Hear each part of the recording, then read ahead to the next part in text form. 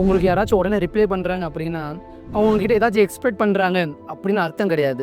நீங்கள் கால் பண்ணணும் உடனே எடுத்து பேசுகிறாங்க அப்படின்னா, அவங்க வந்து ஃப்ரீயாக இருக்காங்க அப்படின்னு அர்த்தம் கிடையாது.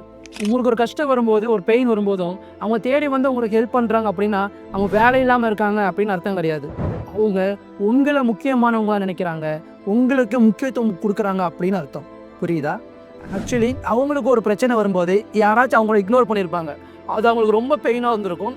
அந்த பெயினும் வலியும் உங்களுக்கு தரக்கூடாது அப்படின்னு அவங்க நினைக்கிறாங்க. இந்த மாதிரி பீப்புள்ஸ் உங்கள் லைஃப்பில் இருந்தாங்கன்னா யூ ஆர் பிளஸ்டு.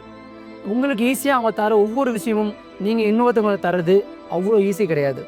ஒரு நாள் தரதை ஸ்டாப் பண்ணிட்டாங்க அப்படின்னா ரொம்ப கஷ்டப்படுவீங்க.